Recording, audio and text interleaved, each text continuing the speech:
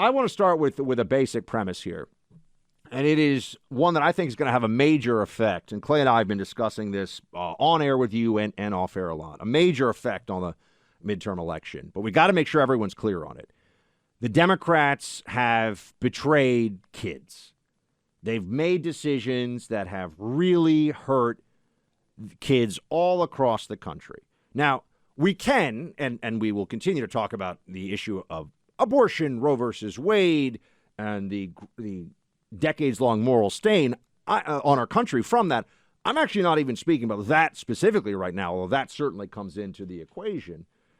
But they've betrayed kids with the indoctrination of them from CRT, as we know, and trans identity agenda for very young kids. And now, Clay, the one that I think is the most, because people are going to argue on those a whole lot. Right? So that's what I mean by we'll continue to talk about those issues. We'll continue to talk about abortion. We'll continue to talk about the fight for life and also the fight for non-indoctrination of kids in school. This piece in the New York Times, you and I are both reading this morning, on school closures is absolutely devastating because this is no longer in the realm of, oh, we're going to make an argument, they're going to make an argument. This is now, we have the data. We have studies. We have test scores. We have results. And the quick summary of this is Democrats overwhelmingly push for, and put aside, I'm not even going to talk about the second semester, you could call it, of 2020. I'll give that one a pass for people were scared. It was early. We didn't know as much. Starting in the fall of 2020, when Florida was open, fall of 2020, going into that election, and then certainly in 2021, we had more than enough data to know the following things were true. Children were at no real risk from COVID. Children were not a major source of spread of COVID. Children were going to be dramatically harmed socially, developmentally by the school closures. Democrat enclaves, Democrat blue cities and states were much worse off with this than everywhere else. Clay, top to bottom, school closures were wrong and disastrous, and the Democrats need to be made to own this. Yeah, if I could go back in time, Buck, and get Trump to focus on one thing that I think was wildly underplayed in the 2020 presidential election, he should have gone all in on every school needs to be back open. And I'm fortunate because I live in a red state, in a red county, in a red state. My kids went back to school in early August of 2020 with no issues. But the New York Times finally getting around to covering this after 2 years, reading it this morning, we talked about this, Buck. And I've known and been talking about it really since the summer of 2020 because I talked to a bunch of different teachers who were in disadvantaged schools, however you want to quantify it. And they were talking about they had kids who were studying for AP exams. And they said, well, we'll just go remote in the summer. We'll be able to talk to everybody that way. And I was talking to an AP history teacher at actually a wedding, and he was discussing the fact that his kids were having to drive to McDonald's parking lots and sit in the McDonald's parking lot to be able to get on Wi-Fi. And that was if they had access to being able to get to the McDonald's.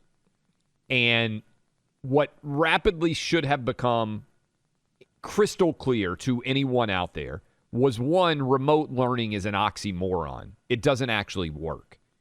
And two, even for remote learning, it is a privileged process to have a laptop and a workable Wi-Fi and an adult supervisory figure who can get you on the computer. And so the party of equity, I mean, it's an astounding irony.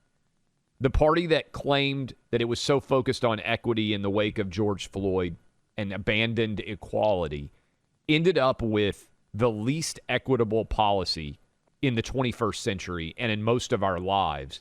And young, minority, underprivileged kids overwhelmingly bore the brunt of schools not being open. And this is a quote from Thomas Kane, who wrote a massive Harvard study on the futility of remote learning. He said, first of all, the data showed that low-income students, in particular Black and Latino students, fell farther behind over the past 2 years relative to students who are high income, white, or Asian. And here's a direct quote from Thomas Kane. This will probably be the largest increase in educational inequity in a generation. Democrats caused that. And their teachers' unions and their politicians and everybody who helped to make this policy happen, Buck. This is why this election has to be a reckoning.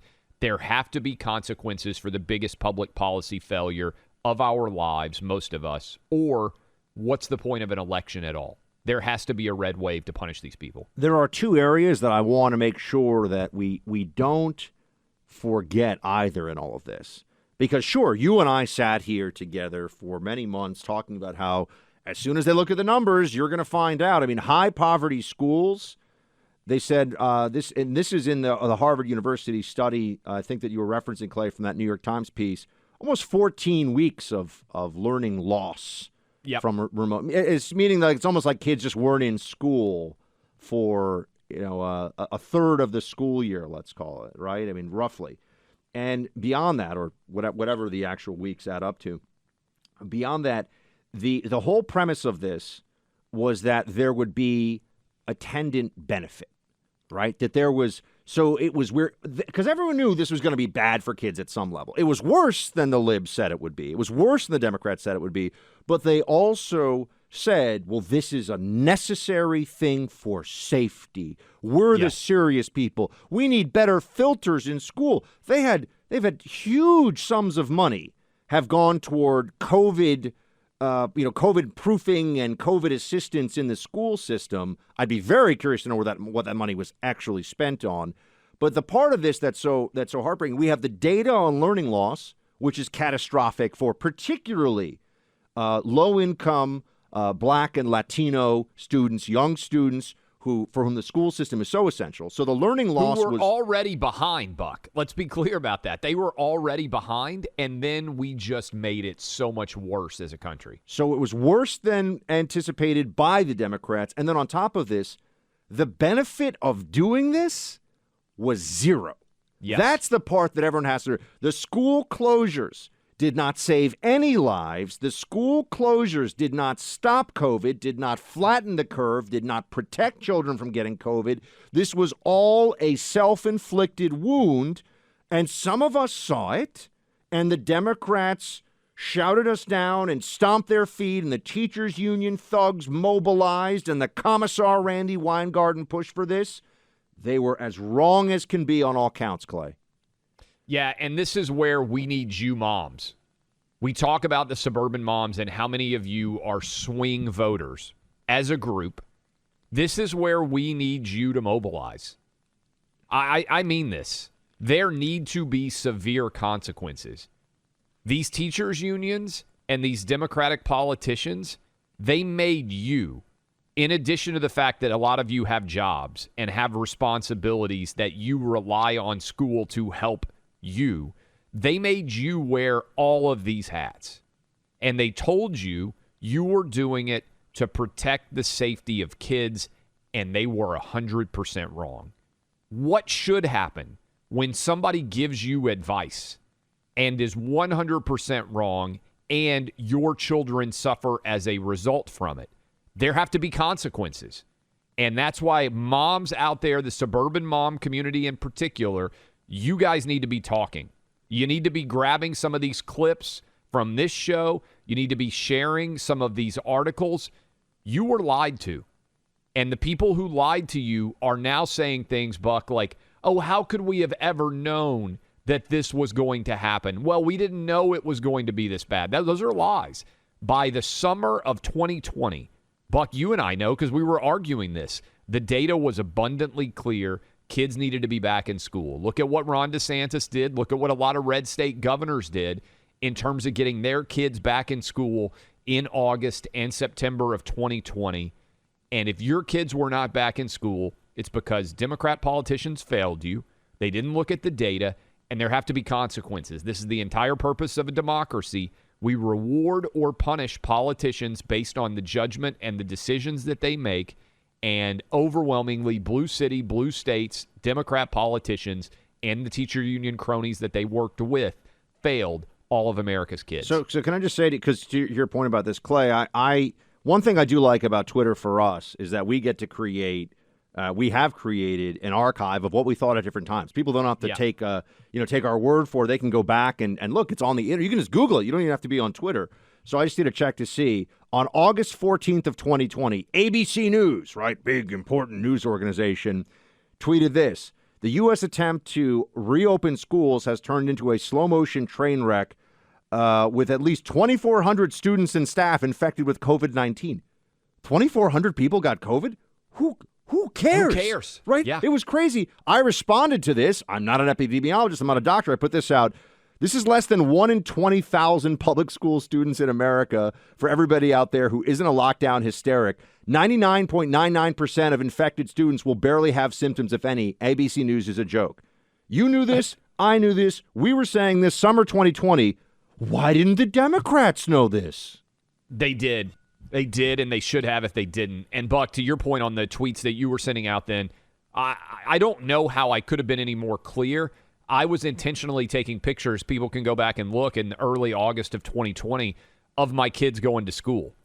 And, look, every parent knows that kids matter more than anything. So the way that I would say, not only am I telling you that all kids need to be back in school, I'm taking my own kids to school. I'm walking them to school this morning in early August in 2020 because it's important for kids to be back in school. I'm not just telling you this. I'm living it with my own life. And there need to be, and last year, Buck, right after we started, we're coming up on the 1-year anniversary of Clay and Buck. We appreciate everybody listening. But I went and spoke over the mask mandate, which was a further failure of Democrat politicians. Mask made no difference. When they finally opened back up schools and let your kids go to school, do you know what they made them do? For over a year, and still in some cities in America right now, kids are being forced to wear masks. Do you know what the data overwhelmingly shows about kids wearing masks? Doesn't protect anyone, and it leads to worse educational outcomes because kids can't communicate or understand, particularly young kids. And so I get still so fired up about this because I am still so furious that our politicians did this to our kids. I don't know when I'm ever going to get over it, but the only way I think you get over a failure like this is a reckoning of an election, which is almost exactly 6 months from now. Suburban moms, listen to us, grab this clip, share all this data, talk to your friends, and make a reality of the red wave of holding Democrats responsible for the consequences of their actions.